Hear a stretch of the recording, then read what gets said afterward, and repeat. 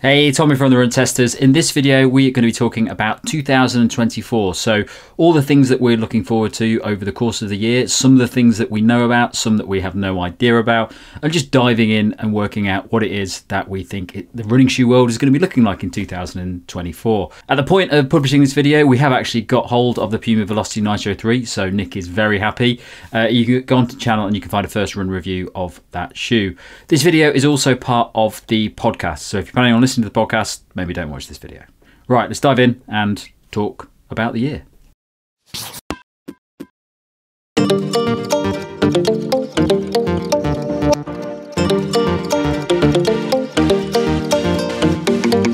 Okay, hey guys, how you doing? Hey. Good. Hello. It's a new year, new you. Yep. A year where we've got no challenges, new things going up, but it's also a year where there are a lot of new releases coming up. Some that we've heard of from the likes of, what's that show called in America? The running event. The running Which event. seem to have dozens and dozens of shoes that we'd never seen before announced there. We don't really get that in the UK, do we? No, We can- yeah. no equivalent. I think we have to, next year, I'm putting it out there, we should go to that running event. Where is it? Well, someone invite us. Someone invite us. Where's our It's invite? always the weekend of the Valencia Marathon, though, so there's always going to be a couple of us who can't make it. Yeah. So if you want to get us over there, then please do, because it's be the perfect holiday for us. Yeah, Will be great fun. But so there's a lot of shoes that got talked about at that show. There's also been quite a few people posting about new shoes that not 100% sure if they are completely accurate as in terms of what those shoes are going to look like. So we're using this video to talk about what's coming up and what we're excited about across all of the shoes getting released. So let's jump into the big ones. So super shoes. What is coming up in the world of super shoes that either we're excited about or we're not so excited about? Wow, lots of new super shoes, Tom. I mean, makes sense. Like a few haven't been announced or under embargo. We still don't know what a few brands are doing, like Asics and Asics and Adidas this year. But already had the Alphafly 3 come out. I've got a review on the channel. That's a very exciting shoe. It's going to be hard for any other shoe to beat that this year, I think. But there are some imminent launches, maybe that have already come out in America. The New Balance SC Elite V4, I think we're all pretty excited by, with a all-new Puma midsole, still called Fuel Cell for reasons. Yeah, I think the SC Elite V. When it comes to the super shoes, I think the SC Elite V3 was an interesting one, but not one that I've really picked up that much. It wasn't a bad shoe, I don't think. The upper had a few issues with it for me, but it was definitely a shoe that was. It could have been improved a lot to be up there with some of the big shoes. I think I've been back out in it the kind of last month or so, just just been kind of out. And I always felt for me like a kind of quick daily trainer first, race shoe second for me personally, and I think maybe it lacked a bit of the pop that some of the other kind of super shoes have. But looking at this shoe and what it's going to offer, I feel like it might have a bit more of what we've been looked for in the previous version. It certainly looks like it's got a lot more foam in it. Yeah, I was going to say, it looks like a much bigger stack, and I think that might shift it from that. Yeah, I think I agree with Mike. This is a shoe that you could use for fast training rather than all-out racing, but this maybe will take it up a gear. I really liked the V3, I have to say. I thought it was really good. But same time, I wouldn't have put it as my top choice over other shoes, so this maybe has more of a chance of going up against the very best. I never ripped the outsole off of the There we go then. So thumbs up on the outsole. Great in Tom's top 5. So it's the only one I can still use. Okay, so another super shoe which we already know a lot about is the Puma Fast R2 Nick. Yes, so I've got the hold of this and testing it ahead of. We've got a review embargo here, so I can't actually talk about performance too much, but we can talk about the features. They've all been talked about. There have been reviews elsewhere, but anyway, it's basically a really innovative shoe, it's fair to say. You've still got that really weird decoupled midsole you had with the Fast R1, but now you've got a new foam. It's the same foam under both the front and the heel of the shoe. It's a new version of their Nitro Elite foam, which is not Puma. The big thing here, I think, for me, is that they're using something called alphaphilic TPU or something, which basically Puma says has more energy return than Puma. So, good foams aren't just about energy return, but lots of stuff to build into that.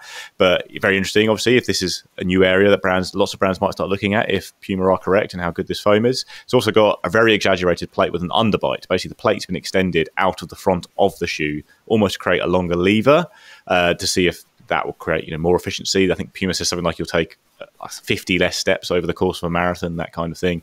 Seen some great results from Puma athletes last year while wearing this shoe. I think this is going to be a really interesting one, and it's a very novel shoe, and maybe bits from this will be taken towards other shoes. Who knows how it's all going to play out? But I think one thing that the factor is with this shoe is it's fairly heavy for a carbon shoe. As a result, all the stuff in it, not crazy heavy. We're talking around the level of something like the Alphafly 2, I guess, that kind of area. But it's whether that undercuts some of the performance benefits you're getting from the other features on it.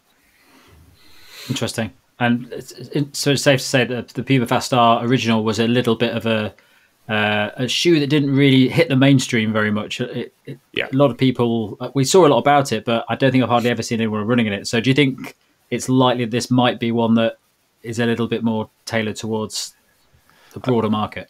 I think people will still be put off by the way it looks a little bit, I think, when there is, and it's interesting. It's really propulsion focused, the same way as the Fast Star was like the propulsive racer in Puma's range compared to the DV8 Nitro, which is a bit more of, I guess, the lightweight one, almost the Vaporfly versus the Alphafly being the propulsive one, if you're going to talk about it maybe in those terms. So I don't think like loads of people are going to suddenly switch to this. It's going to be a fairly expensive shoe. It's going to be interesting, but I don't know if we're going to see a leap forward here that would make everyone shift to it. But I do think it's pushing boundaries in ways that will probably lead to more experimentation from other brands, or Puma will be able to use this in other shoes as well. So I think there's certainly something to keep an eye on.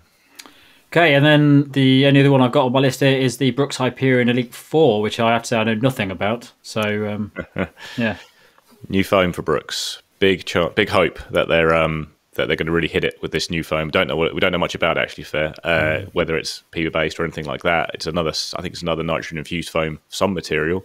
Josh Kerr, brilliant British runner who was the world champion over 1500 meters. I think he won the New York road mile in this shoe, and he also used it to run like a 61-minute half. So that's a pretty good sign for range. But yeah, I think last year we saw how many brands suddenly catch up, a bit with their carbon shoes. On Hoka, both made great carbon shoes. Under Armour made a pretty decent one. Brooks, I think, is the last big brand to really do one. So hopefully it's this one. They need it, don't they? They need it from the past gens. They need to do something to get themselves in that conversation, I think. But Hyperion Elite 3, I think, was an absolute horror show for Brooks. Like, it was a fine shoe, but it was, I'd say... It wasn't an explosive shoe, was it? It was worse than, for performance than most of the super trainers we test. And it was, billed as a carbon ratio. And it was worse than the previous version of the same shoe. So I think they need, something needs to change here a bit. Okay. So from super shoes onto daily cushion shoes, there's quite a few of these that we're hoping to see coming out relatively soon. So things like the Hoka Max 6, which would be a very, very exciting shoe to come out, because it feels like a very long time since since the Mac 5 came out. Yeah, I heard one of the quotes. Sorry, Mike. One of the quotes I heard was that they've redesigned it from the ground up. That's not something I wanted to hear. No. There are a lot of shoes that I would like to see changed and shifted, but that does always make you a little bit nervous that they're not going to recreate, I think, what was good about that shoe. But as ever, if they can improve on it, then that's quite an exciting one, because I think fair to say that we all really enjoyed it. Mm-hmm. Yeah. It sounds like it's going to... I think it sounds like the big thing here is they're changing from a kind of dual density to kind of single density kind of midsole kind of setup. So, yeah, it'll be interesting. I feel like maybe Hoka will realise they don't want to. They still want to leave it and make sure it's true to the roots of the Mac shoe, and hopefully this will, those changes will still make it the shoe that we've all kind of loved over the last few generations. And then we've also got the possibility of the Mac X2 coming out as well, which is a slightly different prospect based on our testing. I'm not sure, what was the general consensus of the Mac X2 from the Mac X from you guys? I think it was a bit Go on, Mike, sorry. No, I mean, I think it was a pretty disappointing one for me. I think I was expecting a bit more, and I think I was expecting to be more in the mould of something like the Endorphin Speed, and it really wasn't that for me anyway. And I think hopefully this is the one that's been shown off at the running event. We'll see a better version of that shoe, and one that I kind of feel that maybe it will be better designed for the runs that I thought it would be last year, and it kind of wasn't for me. Mm-hmm. So I had a completely opposite. I put it actually on. I was out in it today, and we've done a head-to-head on the channel. I think we did with versus the Ride 17 is going up soon, and I hadn't run in it for quite a while, and it made me kind of reminded me of kind of how much I actually enjoyed it. So today I went out and did a sort of faster session, and I actually really love it. The only problem I had with it was the fit is quite sort of tight and compact, but actually in terms of a trainer for me to go out and do like a fast marathon training effort like I did today, I really, really enjoyed it. So yeah, I know we had sort of a bit of a mixed opinions on that one, but I was quite a fan of the Mac X. I think it was for me. It felt that what it did was quite similar to what the Mac 5 did, and I'm hoping maybe there'll be a bit more differentiation here, and it would. Yeah. But because if it's a Mac 5 with a plate, and the plate didn't elevate it that much for me, so it ended up being I've already really liked the Mac 5, but yeah, it'd be really interesting to see what they do this year. And then there's a big shoe for me. I've been waiting for this for a long time. The Brooks Glycerin 21. Oh yes, I think that it's been a long time since the Glycerin 20 came out, and there's been a lot of shoes like the Saucony Triumph 21 that have come in, and they've in that range of the style of shoe. I think that's come in and it's won many an award from us or got a top spot in our guides, and I'm just hoping the Brooks Glycerin 21 comes in and really sees some nice improvements. It's almost it's a fantastic shoe already. The Brooks Glycerin 20, the nitrogen infused foam is brilliant. I'm not sure what they would do to it, but I'm very excited about that one coming out. Well, when that came out, that was like the big comfortable shoe on the market, and now it's like a low stack, trainer racer compared to what actually is out there. But I think it's getting higher stack but lighter, so with the same foam. So it all sounds positive if it's going to be a max stack trainer or not. But I love the Glycerin 20. I've got so many, a lot of best shoes roundups, we all do, and talk about it. And I've always still got the 20 in there. I feel like I have to defend it all the time these days. It's an older shoe and it's a bit different. But it's like just a really good shoe. It's a fantastic shoe, and I'm hoping the 21 will be as well. Okay, and then another shoe. Well, okay, Nick, here we go. This is the. We should speak about this. See if your fans comment on this. Clear your diaries. Puma Velocity Nitro 3. Here we go. What have you got to say about this? So remember, we've not got all night, so we haven't got it can't beat the two. It can't beat the two. Like, he loves the two so much, you can't possibly say it's better. The two will still win. 2 was perfect, and I imagine they'll probably use more of their nitro foam. I think I don't know if it's been reviewed in America yet. They've announced it. We haven't got hold of it yet to actually review or anything like that. But yeah, it's one of those things where I hope they just don't make a change. It's a bit like the Mac 5, where they make a change. Go, this must make it better on paper, and actually maybe having the slightly worse EVA foam in that midsole was key to the balance of the shoe or something like that. Who knows? But I know. I think. It does get over-egged a bit how much I love the Puma Velocity Nitro 2. I just think it's a really nicely balanced, good value shoe, and it's not like you step into it and go, "Oh my god, I've got a torpedo on my foot" or anything like that. Just I don't know, that for me sums up where my cushion shoes go to, like that kind of level, which are now kind of daily trainers, really, not cushion shoes in this. I suppose like that shoe just great. That's cushion enough for everything. You can use it for everything, but also it's nice and light and it's good grip. So I'm hoping the 3 will be as good. If it'll be disappointing. Also, I think the price has gone up slightly in the US. A big part of the Velocity Nitro appeal to me is the price and the fact that it's nearly always in sale. So I hope that's still true. 3. Okay, that's enough from you on that, because we're going to get at least 2,000 hours of you talking angry about that on the video. Also, we should just we all love that shoe too. Yeah, Mike's made a good point. We all love that shoe. Yes, so I don't mind getting abuse for this. So anyone remembers it every video. Yeah, we don't mention it as much as you. It's just always it's always worth mentioning because it's like 60 quid cheaper than any shoe we're reviewing in a video. In relevant videos, you mention it in every video, even if you talk about a watch. Mention it in every relevant video. It's all relevant. All right, Mizuno Wave Rebellion Flash 2. This would be cool, I think. Now, the Wave Rebellion from Mizuno in the past has been really firm shoe, like so out of whack with the rest of the market, and it's be fast, but just pretty brutal to run in. Wave Rebellion Flash 2, I believe, uses a lot of cues from the Wave Rebellion Pro of last year, which I really loved. Really wild design shoe with the heel cutouts. I think you haven't got anything as dramatic with the Flash, which is the training partner style shoe. So what you could have is almost a toned down version of that shoe, which would still be brilliant because it would still be very bouncy. It would still be really aggressive 4-foot rocker. So yeah, not one lined up to test at the moment, but hoping to get hold of it because I think that would be. It might be the best way almost to get the Mizuno Wave Rebellion Pro and the Pro 2 that's coming out on more people's radars because it's quite a big leap to just buy the Mizuno Wave Rebellion Pro because it looks so weird and wacky. But actually, when you run in it, it feels amazing. You like it as well, right, Tom? The Wave Rebellion Pro, yeah. Yeah, I love it. I bought it in the sales just before Christmas, and I didn't think I'd like it that much because it's not one of those shoes that everyone has and is talking about. But I've absolutely loved it. I've raced it a couple of times now, and I love it. I think it's fantastic, beautifully fast shoe that just feels really comfy. Yeah, it's just a bit, a risk to buy that shoe. So I think maybe if the Wave Rebellion Flash 2 goes out, it's a bit cheaper. It's more of a trainer. A lot of people get to try it. They like it. They realise the geometry actually maybe works for them, that kind of thing. It's a good shoe. And, well, no, the Wave Rebellion Pro is a very good shoe. I'm hoping the Flash will be a great training partner, which I think is another area that Mizuno hasn't really had because their fast trainers have been so firm and aggressive. Okay, and then last one of these is the New Balance Rebel V4. I think I only tried the original Rebel, and it's a very different shoe now, and it's certainly looking like an even more different shoe in the V4. What do we know about it? Exciting big update from New Balance. The Rebel V3 was a brilliant shoe. I really liked it. Just a lightweight, plateless trainer. It could do loads of things really well. The new version gets some of, I think it's a mixed foam midsole. There's some of the new Piba foam from New Balance in there. It's got the slightly more, that angular geometry you see on the SE Elite before.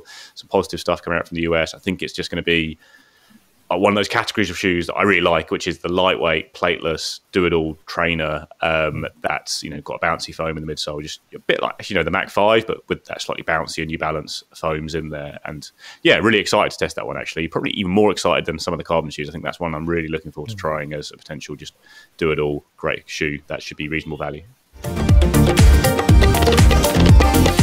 Okay, so trail shoes. Anything big coming up at the moment or this year that we're looking forward to with trail shoes? Well, I mean, obviously, there's a couple that we do know based off the back of the kind of Alphafly 3 announcement, which Nike kind of announced that the Pegasus Trail 5 and the Zagama 2 will be coming out in the spring. I'm most interested in the Pegasus Trail 5. I love the Pegasus Trail 4. I'm kind of, a road trail shoe is kind of my ideal type of trail shoe. Now, what will be interesting is they are changing to the React X kind of cushioning that we had in, oh my God, I've totally forgotten the... Infinity Run 4. In the Infinity Run 4, which I liked. I know not everyone did like, but I mean, the Pegasus Trail 4, I think as a kind of a combination of what we got in that shoe was a really good shoe. So whether that really kind of alters or changes how that shoe is going to run, I'm going to be interested to kind of find out. So that's definitely one that's on my radar, and that's coming out in the spring, I believe. There's no pricing on that yet. Okay. Speedgoat 6, hopefully this year. I actually went out for a lovely run in the Speedgoat 5 the other day, and just to remind myself of how nice that shoe is. Do we know anything about Speedgoat 6? I know nothing. I've not seen anything. Well, yeah, I do know that when I was out at UTMB, Hoka did have it in a room and I didn't go and see it. So it is coming. It was announced at the running, or shown off at the running event as well too. Yeah. I think at essence it's going to keep very true to the last Speedgoat. I think there's probably mainly going to be changes in terms of the upper, but I think from what I've seen is that it's going to feel or look a little bit more like a road shoe than a trail shoe, but ultimately it's still going to be a shoe I think that's going to be built for those kind of big long distances. Mm-hmm. Okay. And then on to a shoe that I imagine Kieran's extremely excited about, the Tecton X3. Yeah, I mean, I was, but looking at it, I think this is going to be a big change. The biggest change here is that they're going to have built-in gaiters, so you've basically got collars that come up and hold above the ankle by the looks of it. So, and those things are not optional. For a minute, I thought you were going to be able to choose a gated shoe versus a non-gated, but all of them are going to be gated. So I look at that and I think, can I get my foot in it? Once it's in, it'll probably be good. But, I mean, they're doing it obviously to help kind of deal with trail debris. The way that we run over here and things that I do, I'm not sure that that's ever really a big deal for me. It feels like a risk, basically, to me, that might put a lot of people off. They don't like that kind of high booty feel. The other big thing is they're going to have a double layer of Piba foam in there now as well. There's a new carbon plate design, which is going to have some sort of wings that come up the side to aid the stability. From looking at it as well, it also looks like the rockering on it is now going to be quite extensive as well. So I think that's going to be quite a big shift in the Tecton X3. Exciting to try it. Jury's out for me on that big gaiter. I think without that, maybe it'd be more interesting, but it is something that worries me. I mean, this is based on this is clearly the shoe that's based on the prototype shoe that Jim Walmsley was wearing for UTMB. So I know, kind of following it, he was kind of swapping around two shoes. I know those are kind of prototypes I think have influenced what I think the Tecton X3 is going to look like. So it is definitely a unique design, but it's clearly one that, it's been tested by their best runners, the best ultra runners. So it'd be interesting to see whether those changes kind of transfer over to most other runners as well too. Okay, and then anything coming from Innovate this year? Well, they just launched the Mud Talon shoe, which looks great. Which is looks like it's obviously a mud focused shoe. It's got very long 8mm lugs, the kind of great things that Innovate are known for a lot in the cross country and fell running community, but with a rock plate as well to maybe give it a bit more versatility and cushioning. It's got more cushioning than you see on a lot of things like the X Talon race. So I use the X Talons, for example, in my cross country race of the weekend, and that shoe is nothing but lugs. There's a paper thin upper, no cushioning, and a load of lugs. It's almost like a spike, but studs instead. Whereas this has a bit more cushioning, a bit more of a all-rounder, I guess, that can then handle those really muddy sections, which are tricky for shoes. Like, it's very hard to make an all-rounder trail shoe that can actually handle deep mud because it's such a specific thing to try and run through. But so it'd be interesting to see that one. That's launched now, but we've not got our hands on it yet to test. Okay, so all the shoes that we talked about, we know a little bit about, or we've seen images of. But what about shoes that we don't know about yet? So shoes that we're excited about that we think may be coming, or we hope may be coming in the next year. Well, I mean, some of our favourite shoes of all of them didn't get updated last year, which is the Endorphins Pro and Speed. We're assuming those are coming soon. I mean, he's hitting refresh every day on the Endorphin Pro 4, I'm sure. And we're all very excited for the Speed 4. I've got 20 videos lined up for when the Pro 4 comes out. This is really a please don't mess these up, I think, is the situation here. Because, I mean, the Speed 3 couldn't be in a stronger position because we had all the new super trainers last year and all of them kind of fell short, except maybe like the Adidas Boston 12 I think is pretty much as good, but everything else I think fell short of the Speed 3, so they've got to come out now and actually then either extend their lead or somehow mess it up. And I think the Pro 4 will be interesting in terms of, just because the Elite is there now, what influence will that shoe have? I hope they don't change it too much because it's a shoe that I've loved, and I know loads of people have kind of picked up on our recommendations as well because it is a fantastic shoe and it's been available at a very good price over the kind of past 6 months as well too. So it's definitely one to look forward to.